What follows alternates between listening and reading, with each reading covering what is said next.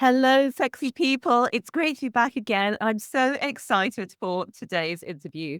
I'm speaking to Dave Mack, and he discovered the healing benefits of carnivore and now is dedicated to spreading the word. His top three things are he cured his arthritis, he feels full of energy, and his stroke symptoms improved 17 years after the strokes happened. And having seen the benefits, like so many of us, he's become evangelical. But unlike many of us, he's interviewed over 1,000 people about their experiences with carnivore lifestyle, what I call primal eating. So, welcome back to Happy Sexy Health in this series where I'm speaking to fellow Brits who've transformed their health and their lives through primal eating. So, welcome to the channel, Dave Mack. Thank you, Stephanie. Thanks so much for having me on. Really appreciate it. Well, you're a rock star in the carnivore community, so we're very excited to speak to you. I've, of course, been on your channel and I've taken so much inspiration from all of the interviews that you've done. Dave, you're from the UK too, so tell us a little bit about where you're from in the UK. Yeah, I'm from a town called Irvine, 40 miles west of Glasgow. I was born 74, grew up there for about 6 years, and then my parents decided to move to Australia. So I immigrated to Australia when I was 6 years old and grew up there. Unfortunately, got the accent, didn't get the suntan. The Scottish complexion was very stubborn. And, the last 19 years I've been living in Japan. Amazing. So quite the global jet setter. Let us go back to what made you decide to change your diet, Dave? It's been an evolution for me, over more than 20 years of going on and off diets like Atkins, and realizing what worked for my body, what made me feel best. But at the time that I decided, okay, you've got to do it was keto at first, was a visit with my doctor, finding out that he had noticed I had an alcohol problem. And also, he told me I had prediabetes. So he said, you've got to do something about the drinking. And we also need to address the prediabetes. But he was very focused on the alcohol problem first. And he wanted to put me on some medication. And I wasn't really hot about doing the medication thing, mainly because I don't really trust most medications, but also because one of the side effects of this particular medication was death. So I was kind of a bit scared of that. So I said to the doctor, look, give me some time to see if I can manage this on my own. And I knew I needed to give up the alcohol. Obviously, I knew I needed to give up the junk food and just so much sugar. So all I had known from the past that could give me self-control was when I did Atkins or when I did keto. There's something about getting carbohydrate out of my diet that makes me puts me in a position where I have a lot more self-control. And so I thought if I've got more self-control, then I'm more likely to be able to get off the bad food. If I've got more self-control, I'm more likely to be able to, you know, get off the alcohol. So I went keto. The great thing about being keto was I was able to get off the alcohol and obviously being the definition of keto is getting off the junk food. So I solved my problem. However, a few weeks in, I realized that the veggies were not working for me, and they were not working for me in the gastrointestinal department. Was having this problem, and then I did a bit of research, found some Ken Berry videos, realized the veggies were a problem. Starting down that rabbit hole led me to find a lot more carnivore videos. And I thought, okay, so this is a thing. People are doing this. I don't need to be eating the veggies for vitamin C. I don't need to be eating the veggies for all the minerals or whatever. Okay, I'll see how I go without them. So I ditched the veggies and keto became carnivore. And so it's coming up on 3 years now. Wow. So you've been doing it keto and then carnivore for 3 years. When you first started keto, so you've had that bad news at the doctor's surgery, you think, right, I'm going to try this. Was that a big challenge for you getting to drinking, I'm guessing, every day and having, I don't know what you're eating, crisps or what? Ice cream, chips, just whatever came in a packet, Yeah. basically. So you're getting all these things to go along with the beer. So you go and Mm. pick things up on the way home and get all these things. So you're doing that every day. And that is quite, it's such a hit to pleasure and it's such a habit. How was it to stop doing that? It was really tough. So the 2 things that helped me were the keto at the time and also changing the way I did things. One thing about me is I'm a really habitual person. Like, I still eat the same thing every day. I don't change it up. I don't feel like I have a need for variety or anything like that. I'm just like, whatever. So I get into habits really easily, which is a blessing and a curse because that's probably why I've got a problem with alcohol. And what I had to do was break those habits. And so I had the self-control with keto, and then I changed everything I was doing. So I'd get to the station and I'd walk the long way to work. I'd go a different way and I wouldn't go past the convenience store that had the beers and I wouldn't walk past the beer vending machine and all that kind of thing. And I made a habit out of it. And one of the things, when you've got that self control that comes with getting the carbohydrate out of your diet, I feel like even though something is hard to give up, fact you're doing it gives you a higher sense of achievement or a stronger sense of like, I'm doing it. So it's like it's easier to abstain. And that's all part of that self control, I guess. Yeah. And with alcohol being sugar as well, I think once you've given up one and you're off the sugar, it's easier to give up the others. You started off with keto. Was that quite a meat heavy keto or not really? Yeah. I mean, I wasn't going crazy with the veggies or anything like that. I mean, there was a lot of eggs, but yeah, the veggies were just there because I thought I needed the token veggies. And well, that's another thing that I think really helps, Dave, is the egg and the meat because it's so satiating, it's so filling, and it always comes with fat. Just different kind of satisfaction that your body gets from eating those foods as well. Right. You got over that the hurdle of because many people will say, and I'm sure I would have said years ago, I couldn't possibly try a low carbohydrate primal eating. I call a carnivore or a keto diet. I couldn't possibly try that. I couldn't give up my bread, a crisp, fill in the gap, pasta, rice, whatever the thing is. But you gave it up, and what was it that made you want to keep going? You feel better. I mean, I've been on and off Atkins and keto for 20 plus years. And so I knew what would happen when I started doing it. You get benefits pretty much straight away. Every time I've started on a diet like that, I instantly, the first night, my sleep is better, you know, and you just wake up fresher. And that's a little bit of encouragement to keep with it. The only problem is your resolve is pretty strong in the morning. The weakness comes in the afternoon and the evening, when you're likely to, break it. But if you just keep focusing on the way you're gonna feel the next morning, then it makes it a bit easier. But yeah, the things that improved for me off the bat were like the sleep got better, more energy, things like that. Skin got clearer, and of course, the weight loss starts pretty much straight away. 'Cause you're getting a bit of water weight loss because you're not consuming the carbohydrates. From what I understand, for every gram of carbohydrate you consume, your body stores 4 grams of water. So, I mean, that's as good a reason as any to get carbohydrate out of your diet.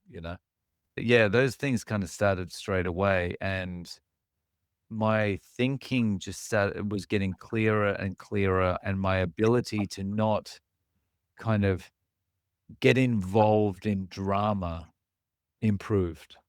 Like, if there was something going on at work where everyone's trying to be the person to kind of, "My idea is the best, my idea is the best." Normally, I would have been in the middle of that going, "No, this is why this one's not good, and and mine's the best." And now I'm just like, "You know what? I don't care. It's not that important in the grand scheme of things," you know? I'm kind of better at looking at the forest rather than the trees now. It does so much for your mental health, doesn't it, Dave? Mm, mm, I think part of the reason why, those of us who have drink I lived in Scotland in Edinburgh for over 15 years, so I was quite good at drinking as well. And I think you get into that. There's so much stress in the average UK or Western lifestyle that it's easy to end up going towards these things, but also we're damaging our brains with all the sugar. And when we come off it, the difference is so stark. We're doing a 21-day reset, helping people transition to what we call the primal, which is between keto and carnivore, depending where people want to put themselves. And I love that I hear there that one of the things that people love the most is that they feel really good, that their energy is really good.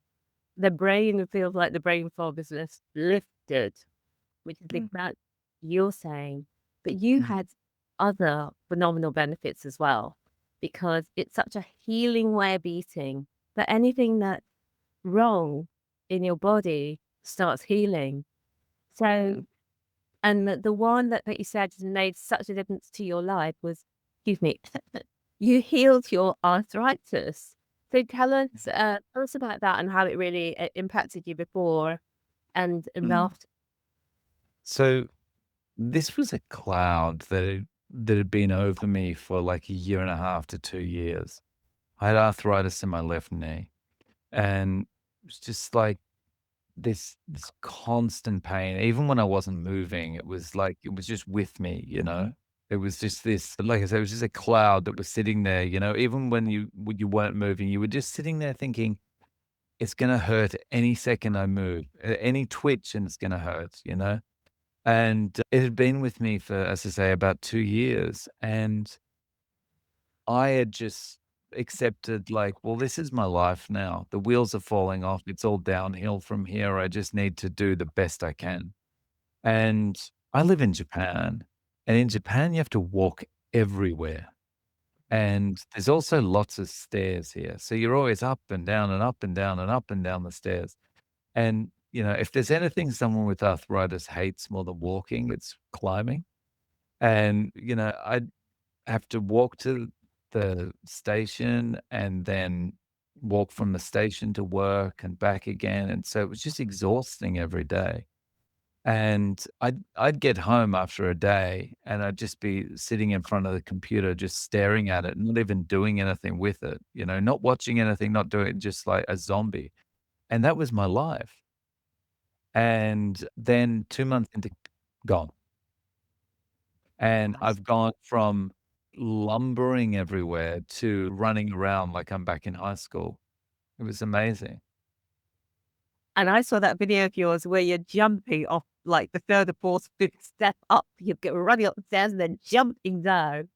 Yeah. It was just weird, like, that wasn't planned at all. It was just I was, like, walking up the stairs, and I had to get something, and I was coming back down the stairs, and I'm like, "It feels like I wanna jump."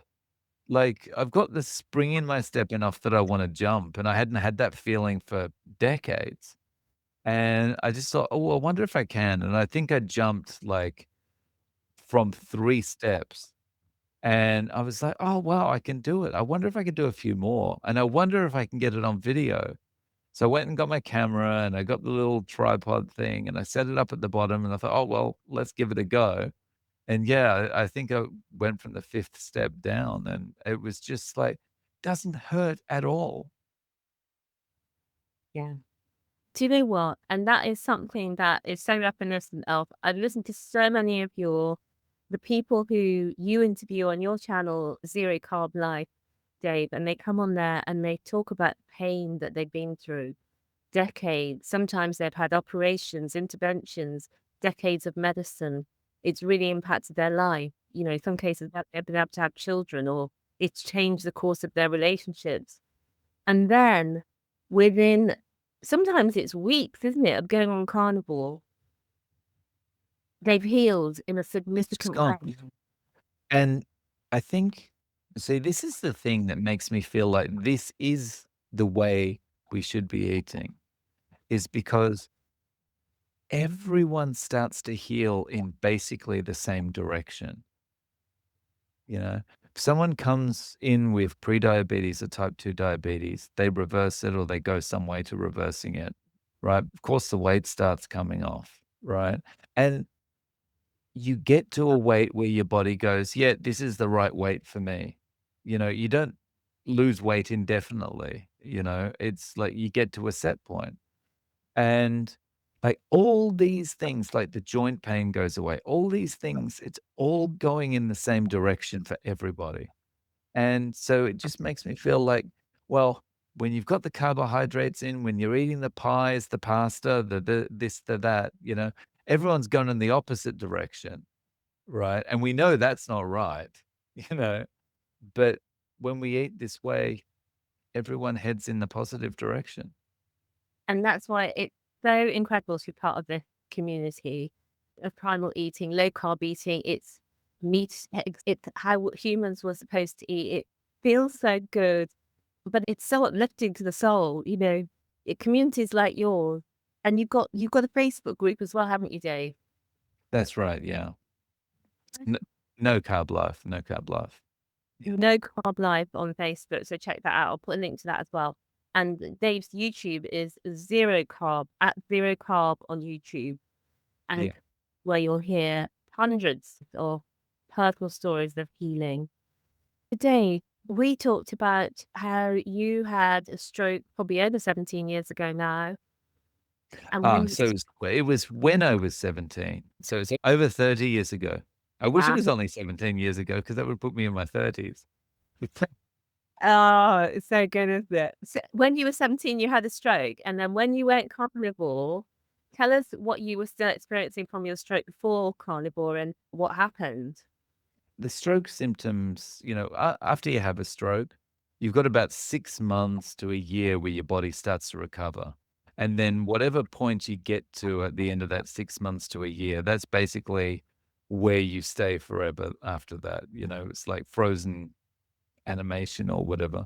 So, yeah, I had, like, droopier right side of my face, slower reaction times with my right arm, less strength in my right arm and hand, and I limp with my right leg. Now, those things are always gonna be with me, but the amazing thing is that when I started carnivore, those things started to improve.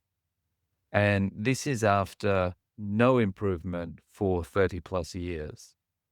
And suddenly things started to get better. And it's like the saturated fat helps your body heal because the limp is less pronounced. There's more strength now in my right arm. I don't have the same kind of feeling of like I'm getting tired on my right side as much anymore. And it's always going to be weaker than my left side. I'm never gonna be able to go back to being 16 years old again, but it's still improving, but it's super slow, but yeah, it's been pretty amazing. So Yeah. you imagine before carnivore, I had the arthritis in my left knee and I'm limping with my right leg, and so even when I was sober, I looked like I was drunk walking down the street, you know? And yeah, it's just been life changing. Yeah, and now there's no stopping you jumping from the fourth to, and recently we've seen you going topless, Dave, haven't we? Ah, yes, yes, I've, stripped down for the camera. Yeah, so send across those photos, and I can include those here because you've actually seen a dramatic change, and that wasn't even from the very beginning. because the beginning you had the beer belly, and Mm. then now you've got the six pack. Yeah. And the scariest thing for me when I look back at that photo is actually not the beer belly, it's the boobs. Like, these Oh, little boobs, and I just thought, "I can't believe I was walking around like that." yeah, It's just, I'm so ashamed of that I thought that was okay, you know? And, yeah, it's just like chalk and cheese. yeah. Well, do you know what? We do the best we can with what we got. If we knew the other another way, we would have taken it, wouldn't we? Mm. We were doing, well, many of us, or at different times, what we supposedly was healthy and Right. high carbohydrate, high fruit and veg, low meat, low egg, low fat diet that obviously can't heal anything. Mm. We've got a guy who's in this reset that we're doing right now, and it's 21 days. And so we were wondering, is that enough time to really start seeing the benefits for people to really feel that they can give these foods up for that period of time? But there was one guy who joined it who he says he's been trying for 3 years to reduce his blood sugar consistently, to reduce his blood pressure consistently, and obviously he wanted to lose a bit of weight as well. But he said within a week on the primal eating, he's done it. It's His blood sugar amazing. has gone into normal consistently. His blood pressure is in normal consistently, and he can already start to see the weight coming off. And you see, that is crazy, right? So people are taking the mainstream advice. They're going around. It's 3 years in, no change, and then it's switched to this way of eating. And 1 week, it's things are things are on the up and up now. Things are getting better. And it starts to feel easy. So speaking of you're on the diet, some people are thinking, watching on this and thinking, oh, maybe I could try this. I've got arthritis. Maybe I'm going to be jumping up the sixth step. But what actually does one eat? Especially if you've been doing oatmeal for breakfast, sandwiches for lunch, pasta for dinner, what do you now eat? So I'd love it if you could tell us, Dave, about what you started eating when you first went keto, then carnivore. Well, let's start with when you went carnivore and then what you eat now. Okay, so when I initially was carnivore, it was Japan doesn't sell a lot of steaks in the supermarket. Yeah, because they use chopsticks. So most of what they sell is like sliced beef, right? So because that's easy to pick up with chopsticks, right? So I was just cooking this sliced beef. I was buying a couple of packets of it and cooking that up, just frying it up, and then about 8 to 10 eggs. And when I started, I was incorporating cheese as well. And so that would have been, yeah, 8 to 10 eggs and probably 500 grams of beef. Mhm. And I was eating that for breakfast. And that was it. Because the amazing thing as well is I found, like, when you're eating a lot of fat, you don't have to eat very often, Yeah. and you stay calm the whole time. Like, it's not like, you're eating a chair leg at 5 p.m. because you've gone the whole day without eating or something, you just, like, you eat, and then you forget about food. Yeah. Yeah, and so I've done that sliced beef and the eggs thing, and then over time, I've changed that to mince and eggs. But now I'm getting a little bit more into steaks. I'll have a couple of fatty steaks and 8 to 10 eggs now for usually for breakfast, although in the last week or so, I've been kind of moving it a little bit later because 'cause I'm finding, like, if I have a coffee in the morning, I don't have to eat until later in the day, so, 1 or 2 p.m., but it's still 1 meal a day. Yeah. No, that's interesting. And it sounds like you started with the one meal a day right from the start. Yeah, but it was by accident. So there was one Sunday I woke up and for like, I don't usually sleep in, but for some reason I was getting up late on this Sunday, and I had some things to do when I got up, and so I didn't have breakfast right away. And then after I'd done all the stuff I had to do, I realized, "Oh, I haven't eaten yet." And it was into the afternoon by the time I was eating, and there was nothing in the house except eggs, so I had eggs, like 10, 12, 14 eggs or something like that just to fill me up. And because 'cause I'm like, "I haven't had breakfast, I need to eat more," you know? And, then, like, for the rest of the day, I was like, "I don't feel hungry at all." And it got to the evening, I was like, "I don't feel hungry." Yeah. And I'd been at that stage, I'd been watching Dr. Berg and Sten Ekberg, Yeah. and they talk about intermittent fasting a lot, and I was like, "Oh, so maybe I can do it." And so I just tried, and I'm like, "Oh, this is awesome," and then it just continued from there. Yeah. And it's so good, as you've mentioned, Dr. Berg and Dr. Ekberg talking about intermittent fasting, and it's so good for our bodies to have an off switch. And certainly, my off switch was faulty for many, many, many, many, many years. Came to eating, especially. But now it's so good. And I went straight on to 2 meals a day, which was what I'd been doing before when I started on the carnivore. But more in the last few months since late last year, I've been 1 meal a day. But and now as we're going into the longer days, I might switch it up again and have 2 corner. Mhm. But lovely having that freedom and not having to eat all the time. Right. And on that, I've got a confession to make. I haven't eaten at all today. Oh wow. And Um, where you are.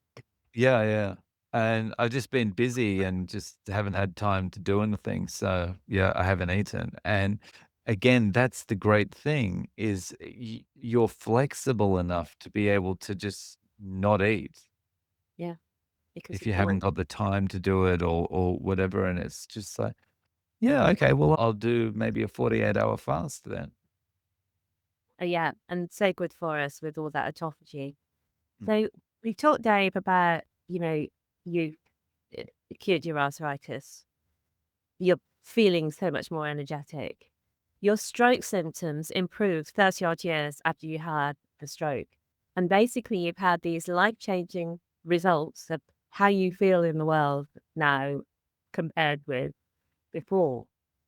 And something else you were telling me has made a really big impact since you've gone carnivore. So it'd be great if you could tell us about that. Sure, I guess the gum disease was a big thing for me. So I'd had gum disease for a while and sensitive teeth and bad breath, like particularly, it was getting really bad. So much so that when I spoke to my wife, she would like kind of recoil whenever I spoke to her. This was awful, and I thought, "Okay, the wheels are falling off with everything, and now the gum disease is gonna accelerate and, just it's all over." And, yeah, get into carnivore, and I don't know how long it was 'cause it's one of these things that you don't notice when it actually happens. It's just like you kinda look back over your shoulder after it's not there for a while and go, "Oh, that changed." Right, but it just went away. The halitosis went away. The feeling like I needed to brush my teeth every 3 minutes went away. The pain when I ate something cold went away. Like, it's just again, it's one of these things where it's just like, this must be the way we're meant to eat. Yeah. It makes so much sense 'cause everything just fits. Like, everything works when you eat this way. And, yeah, so now it's at the point, like, I don't wake up feeling like, "Oh, I've gotta brush my teeth. I've gotta brush my teeth as soon as possible," you know? You don't have that furry feeling on your teeth anymore. There's no more bad breath, and what it was that made me realize was that when I spoke to my wife, she wasn't recoiling anymore. Mm. That's why I realized that things had changed. And when you said that, because I heard you talk about it on your YouTube channel, first of all, I thought, wow, that's so powerful. That's so life changing because we're social creatures as humans. And even those of us who fancy ourselves as more introverted, we still want to be able to go out and talk to people and from time to time.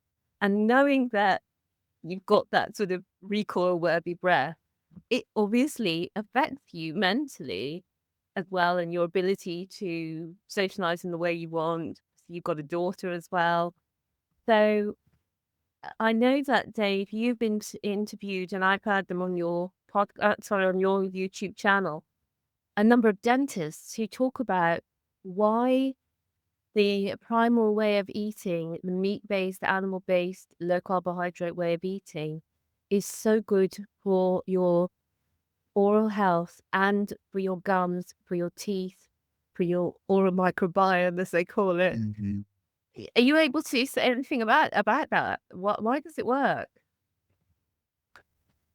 I'm not able to recite any of the kind of science behind that. I've kind of thought a lot more about the kind of the stuff around like the diabetes and all that kind of thing, because that kind of seems to be more controversial. But yeah, I had a couple of dentists on, but yeah, I haven't delved too much into the science of why that's happening, you know?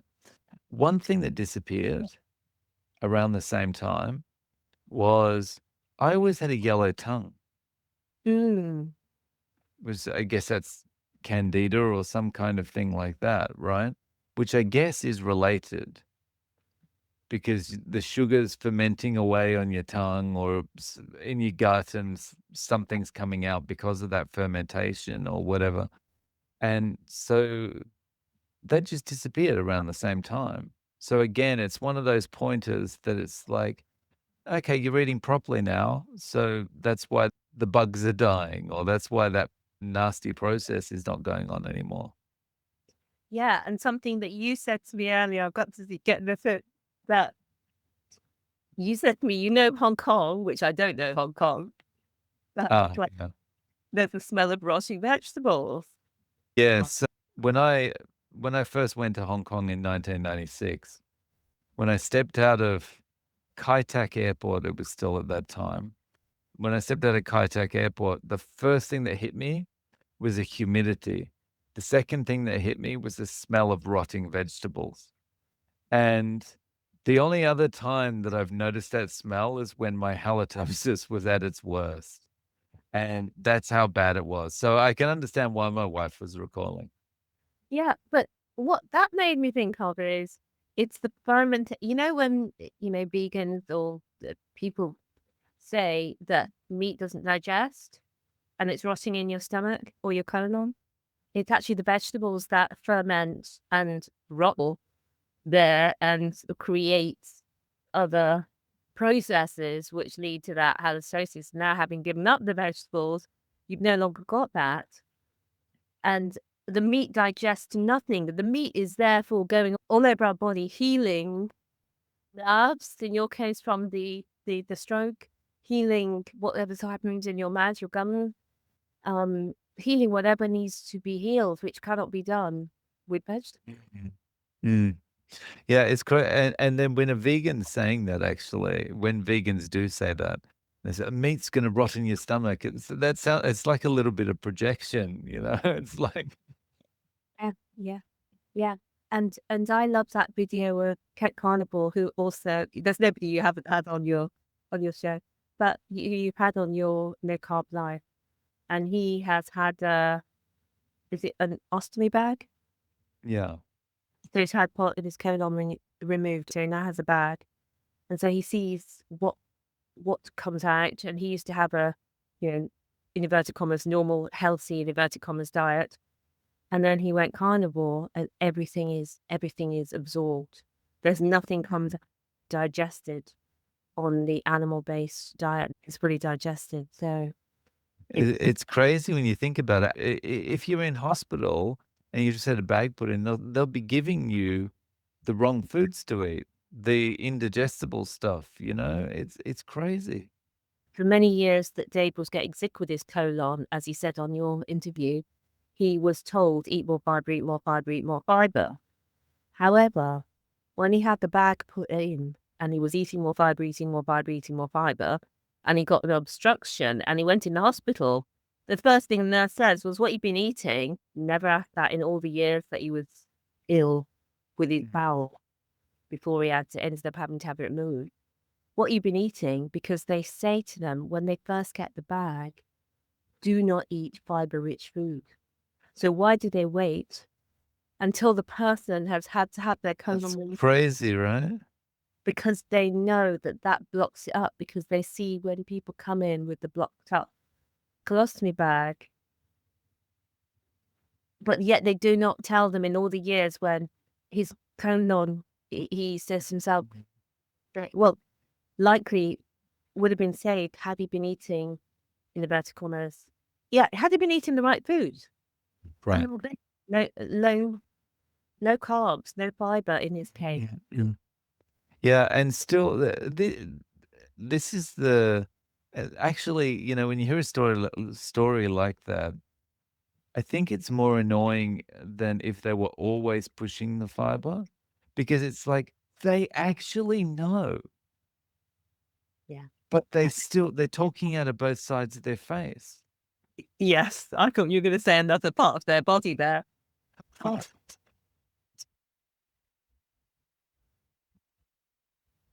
But yeah, we call this, our tagline was the lifestyle secrets your doctor won't tell you. Mm, Is when you go to the doctor with, a colon issue, or you go to the doctor, you've got high blood sugar, your doctor it never will ask you what you're eating. And they certainly will not tell you that a low carb diet, which has been known for well over 100 years and what they used to treat type 2 diabetes with, and even type 1 at the beginning before they had insulin, they used to treat it with a low carb diet. So it's well known that a low carb diet reverses, and these are the lifestyle secrets the doctor won't tell you. mm, it's crazy, but yeah, I mean, a cured patient is a customer lost, right? So, Exactly. And even in the UK, where obviously it's a different system to America, where the, the doctors, in fact, I'm not sure how it is in the UK. Do the doctors benefit when you take up these treatments or take these drugs? Perhaps so. But it broke my heart, some of your interviews, Dave, whereby people had had eye surgeries they didn't need that then made them blind, mm, um, because of the way that the system is structured to incentivize doctors to do treatments that are. yeah. So I think that's part of the problem. Like, even when they aren't incentivized, I don't know how it works, but I'm assuming if they're working for the NHS, they're not running a little practice where they're making money the more they sell and that kind of thing. But even when they're working for the NHS, the problem is you've got these standards of care, right? So if someone comes in with high cholesterol and you don't try and prescribe them a statin, then if something happens, then it's going to come back to the doctor. Why didn't you prescribe a statin? Or the patient says the doctor never told me about a statin or something like that. So it's like you've got the money side of it, and then you've also got the compliance side of it too. And it's like you're stuck. You can't, no matter what you do. Yeah, it's that's why it's so great to see this grassroots growing up, where I love it because the lion diet is a version of the primal diet, just beef, salt, and water. But I feel that we have to be like lions, that we have to advocate for our own health, that we have to roar. We can't just sit back and expect the health service to take care of us.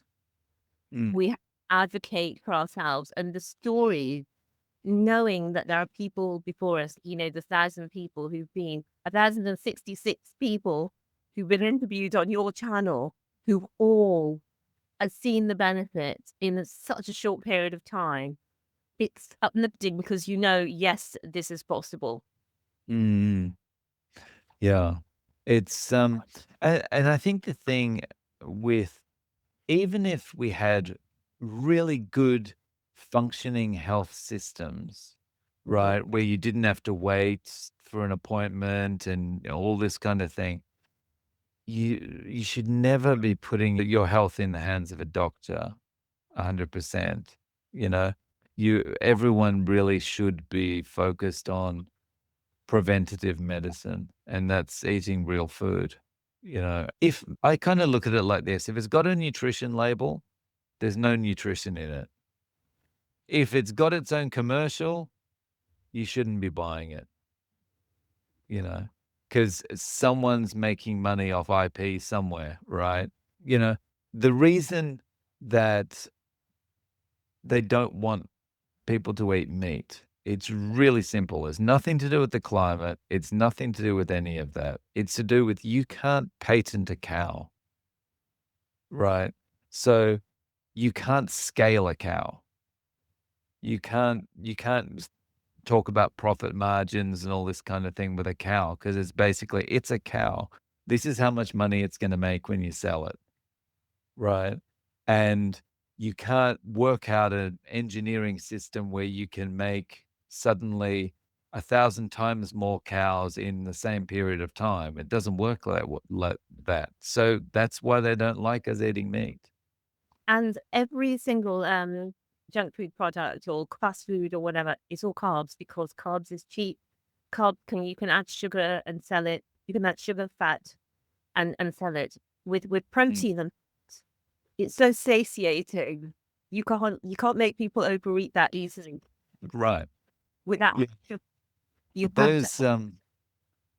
Those food scientists they have working for the food companies, they're not there to find out how much nutrition they can get into the food for us. They're there to make it as addictive as possible.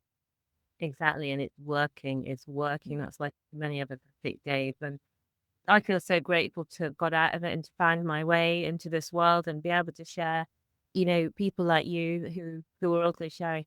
So Dave, we come to the end of our time together, and I would love you to be able to say any advice you have for people who are watching who maybe are in a similar situation to you.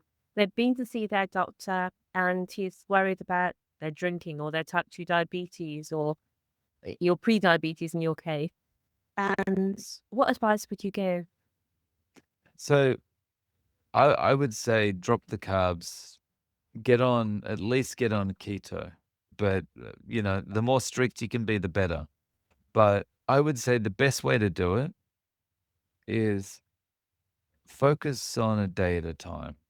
Don't project out too far and say, "Okay, well, I'm gonna try and do this for, you know, the rest of my life, or I'm gonna do this for the next 2 years, and then I'll see what I'm gonna do," and anything like that. Because what happens when you project out like that, you start to think about what's gonna happen if that comes to be the eventuality, like, and you think, "How am I gonna do this for the rest of my life?" Like, how it's going to be so limiting, right? It's going to like, I can never just eat meat and eggs for the rest of my life. And of course, you're gonna look at it like that because when you're getting started, you don't have the perspective of someone who's doing carnivore or lion or keto or something like that. You don't have the perspective of every meal you eat is the best meal you've ever eaten, right? So because you don't have that perspective, you're going like, I'm not going to be able to do this for 2 years. I'm not going to be able to do this for the rest of my life. And then you just go, well, what's the point in even doing it now? I'm just going to go and eat my granola or whatever or my oatmeal. So instead of doing that, just take it a day at a time. Just focus on, okay, day one, I'm going to have no carbs, no fruit, no vegetables, no processed carbs, no nothing. I'm just going to eat meat and eggs and see how I go on day one. And you don't have to think about day two. Just focus on getting to bed on day one without eating any carbs. Then when you wake up on day two, you're going to notice a couple of things. The first thing is, I feel better. I feel rested. That's the best sleep I've ever had in I can't remember when. And the second thing is you're gonna go, "I did it. I got through day 1. Awesome." And those 2 things together are gonna increase your resolve a little bit. And now all you have to focus on is get through day 2, right? Don't worry about it. If day 3 is gonna be like a nightmare and you're just gonna have a bad day and go to the carbs, don't even think about it. Focus on day 2. And then get through day 2, same thing happens on day 3. Resolve goes up just that little bit more. And just keep doing it a day at a time. And At some point, it's different for everyone. At some point, it might be a week in, it might be a month in, might be 3 months in, but at some point, everyone's gonna stop worrying about whether it's a day at a time or not, and they're just gonna go, "No, this is the way I'm eating now forever." Yeah, yeah. When you start, your body tells you, your cells feel it. Somebody was saying in the group of the reset, my cells feel happy. Well, my stomach is singing. Mm. Your body starts to speak to you more. You just feel more connected with yourself. I feel with this way of eating. That's Um, right. we're not bringing in all of the toxins and poisons. We're actually eating the food you're intended to eat: meat, eggs, and fats as a main thing. Uh, Mm, some people add, a few other little bits and pieces as well. But mm. even just making your meals based around those things makes a huge difference. But thank you, Dave. Thank you for the advice. Thank you for being here to share. And thank you for curating No Carb Life and interviewing 1,066 people, giving them the pleasure and the privilege to tell their story, and also giving us the inspiration to know that this really works. No, no problem. Thank you so much for having me on, Stephanie. Really appreciate it, and it was wonderful to catch up. Yeah, it was. And we'll certainly see you at one of these UK events that I know that are coming up. And thank you, dear listener and viewer, for watching and for viewing. If you know somebody who's struggling with any of the things that we talked about, arthritis, stroke symptoms, that really may find this useful, do forward this conversation onto them. We need to share the word and be lions and take control of our health. I will see you all again next week. Bye for now. See you soon.